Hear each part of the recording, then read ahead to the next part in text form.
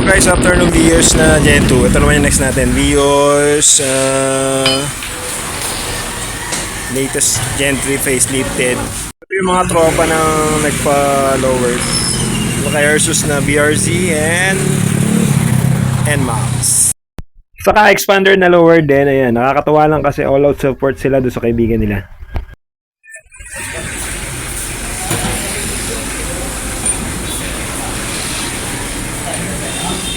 So guys, tender gap check natin. He's using 205 45 17. Medyo palitin ha.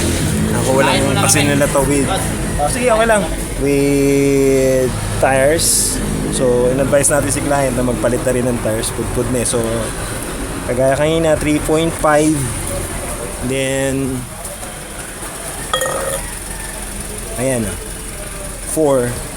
I don't think baka loaded lang yung likod ni ma'am. 4 yung front, 4 din, and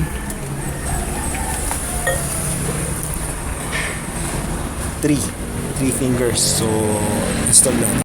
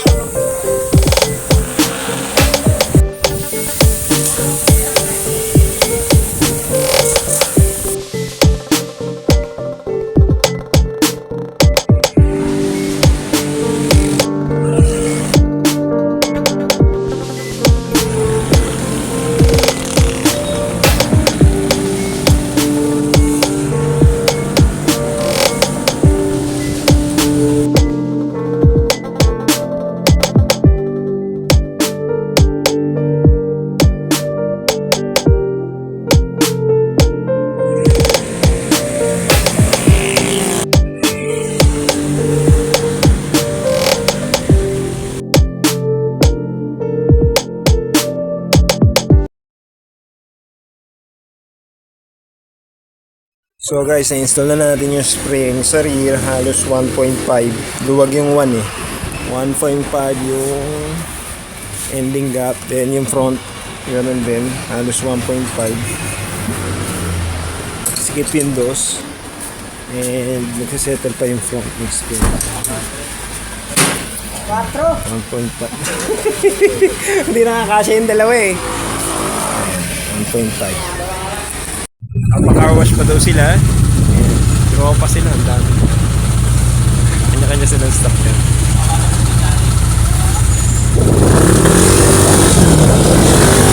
Isang naka-NMAX. Iba na talaga mga kabataan ngayon. Isang naka-BRC. Isang naka-expander doon. And yung client natin, Toyota Vios. Magpapa-car wash lang yung motor pero lahat sila pupunta doon sa car wash. So nirecommend natin Premier Car Wash. Quality doon sa may Iklatan. Ayan. So hindi ko alam kung naririnig nyo, dumatagong yung exhaust no PRC. Ayan. Right. Nakakaingit kayo. Wala pang work pero kanya-kanya na ng wheels. Nice. Yan mga tropa oh. Susuportahan yung isa, magpapalower lang. Good job. Thank you.